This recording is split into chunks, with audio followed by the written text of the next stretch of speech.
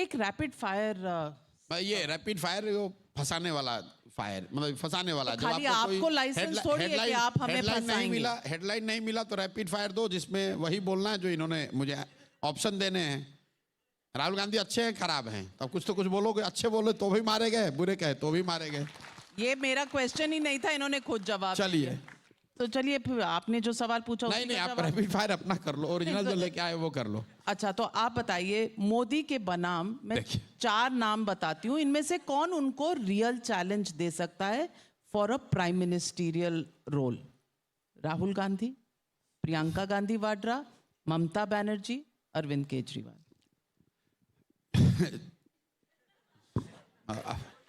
देखिए, जितने objective questions इस तरह के बनाए जाते हैं उसमें रहता है नन ऑफ अबव या अदर्स, वो ऑप्शन रख के चलिए। जो आदमी भी 5 साल जमीन पर उतर के मेहनत करने को तैयार हो, वो मोदी जी को बड़ी चुनौती दे सकता है। ये भ्रम मत पालिए आप लोग कि मोदी जी को कोई हरा नहीं सकता है, या ये इतने पॉपुलर हैं कि कोई इनके सामने खड़ा नहीं हो सकता है। मोदी जी को हराया जा सकता है, हराया गया है पिछले 10 वर्ष में, और आगे भी लोग हराएंगे। आज की परिस्थिति में जो प्राइम मिनिस्टर है, जो इतने बड़े पद पे है, इतनी बड़ी बहुमत उनको है, तो ऐसा हमेशा लगता है।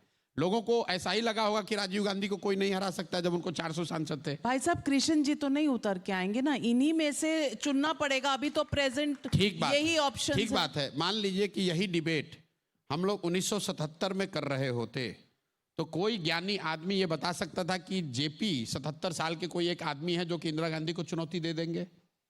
अगर ये डिबेट हम लोग, यही बहस हम लोग 1987 में कर रहे होते तो कोई बता सकता था कि राजीव गांधी के कैबिनेट में एक बीपी सिंह है जो कि राजीव गांधी को हरा देंगे? ये बातें आप रेट्रोस्पेक्ट से बताते हैं कि जेपी ने हरा दिया। नीचे जो फंडामेंटल बात है कि क्या मोदी जी के से ज्यादा लोग सेटिस्फाइड हैं, ज्यादा लोग असंतुष्ट हैं? आज भी असंतुष्टों की संख्या ज्यादा है। अब उन असंतुष्ट या जो उनसे सेटिस्फाइड नहीं है, जो उनसे मेस्मराइज नहीं है, उनको जो भी गैल्वेनाइज कर ले with right narrative, right framework, वो मोदी जी को चुनौती दे सकता है। ये बात बिल्कुल नहीं कहिए, ये गलत बात इसलिए नहीं कि मैं कह रहा हूं, ये गलत बात है कि कोई ये कह रहा है कि इनको कोई चुनौती नहीं दे सकता है। देश में 10 साल 15 साल कई लोगों ने राज किया है, और मोदी जी से बड़े बहुमत से राज किया है, मोदी जी से ज्यादा वोट शेयर लेके राज किया है। कांग्रेस की जब अपनी तूती बोलती थी तो पूरे देश में 4000 से ज्यादा विधानसभा है। वो जमाना भी मैं आपको बता रहा हूं, 4000 में 2500 से 2700 विधायक कांग्रेस के होते थे। आज भाजपा के बहुत अच्छे जब टाइम होते हैं तो 1600-1700 विधायक होते हैं। और आप लोग ऐसे बता रहे हैं जैसे लग रहा है कि इनसे बड़ा कोई लीडर ना कभी देश में पैदा हुआ ना आगे कोई पैदा होगा। जो सत्ता पर बैठता है वो ऐसा ही लगता है। यही मीडिया, यही कमेंटेटर, यही राजनीतिक विशेषज्ञ 2009 में बता रहे थे कि सोनिया गांधी और राहुल गांधी से बड़ा कोई नेता देश में है नहीं। आज वो बता रहा है कि मोदी, ऐसा है नहीं। सामान्य पब्लिक इस तरीके से नहीं देखती है। मैंने ऐसा सवाल पूछा कहां आपसे? मैंने पूछा आज की डेट में आप बता रहे हैं कि कोई चैलेंज दे सकता है। मैं पूछना चाहती हूं, यहां जितने स्टूडेंट्स बैठे हैं, चैलेंज ऑफ कोर्स दे सकता है, but that is a theoretical answer. The practical answer has to be a realistic answer कि अगले 2 या 3 महीने में जब चुनाव होकर आएंगे तो इन्हीं में से कोई देगा, कोई नया फरिश्ता आएगा। ये सवाल है मेरा। इन्होंने सवाल का जवाब दिया या नहीं दिया, पहले तो ये बता दीजिए। नहीं दिया, अब आप बताइए। आपने ये कहा कि कृष्ण भगवान को आना पड़ेगा, मैं उस पर उल्टा कह रहा हूं कि किसी को ऊपर से आने की जरूरत नहीं है। इस देश में इतने लोग, काबिल लोग हैं। 2024 में ये होता नजर आ रहा है। 24 में शायद न हो पाए, उससे क्या फर्क है? That's my question. I rest my case. Let me ask the next rapid fire question. ऐसा है। अब ये राउंड तो मुझे जीतने दीजिए। Why are you being a bad loser? एक मिनट, एक वनडे मैच आप किसी से हार गए। ये T20 था। नहीं, T20 हार गए, इसका मतलब ये नहीं कि उस टीम को हराया नहीं जा सकता। दोनों में फर्क है। बिल्कुल हराया जा सकता है। आप ये कहिए कि इस मैच में ये आदमी जीत रहा है, ये मत कहिए कि इस टीम को हराया नहीं जा सकता। दोनों में फर्क। बहुत बड़ी बात आप कह रहे हैं कि इनको हराया नहीं जा सकता है। मैंने जो बिल्कुल हराया जा सकता है। बिल्कुल हराया जा सकता है। मेरा सवाल ये था ही नहीं कि मोदी जी को कभी हराया जा सकता है या नहीं। मेरा सवाल था मोदी के बनाम ये 4-5 में से किस में दम है कि मोदी जी को हरा सके।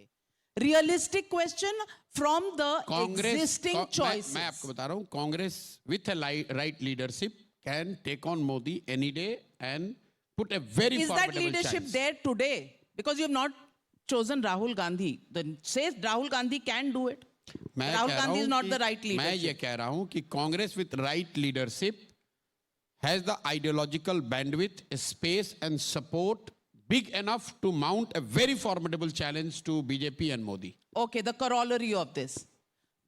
Does it need a new leader to make this happen?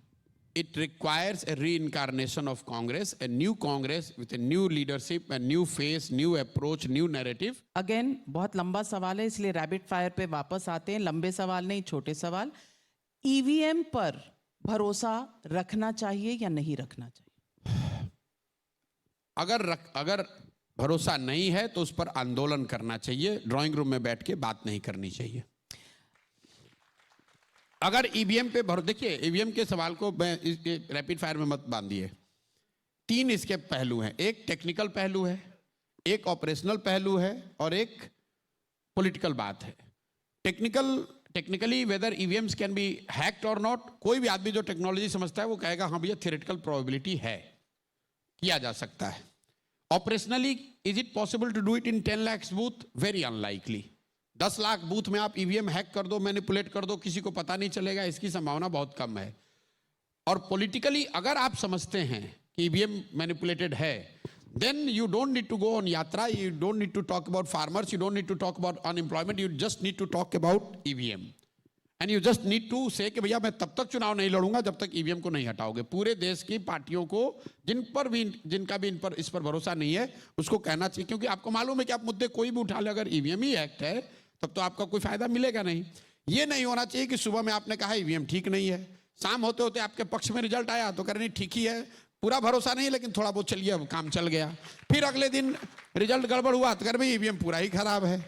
अगर ईवीएम खराब है तो मैं ये नहीं कह रहा हूं कि है कि नहीं है, अगर है तो आप ऐसा मानते हैं तो आप कृपा करके आइए, रोड पर उतरिए, लड़ाई लड़िए. पहले यूपी बिहार में चुनाव में बूथ कैप्चरिंग होता था, वही बूथ वोट का लूट है, तो उसको कैसे रोका गया? लोग खड़े हुए, लोग लड़ाई लड़े, लोगों ने इलेक्शन कमीशन के साथ मिलकर वो व्यवस्था बनाई कि चाहे 50 लोगों की जान जाए, आंदोलन हुए कि भाई आप बूथ नहीं लूट सकते, हमारा वोट हमको आपको देना ही पड़ेगा.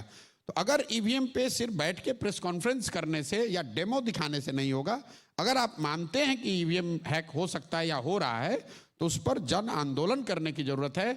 और वो ज्यादा पोटेंट हथियार है बजाय इसके कि रोज बैठ के सुविधा अनुसार ब्रेकफास्ट पे ईवीएम खराब है, लंच पे भी ईवीएम भरोसे वाला है, शाम होते होते हो भी सकता है नहीं भी हो सकता है. वो नहीं होना चाहिए. आखिरी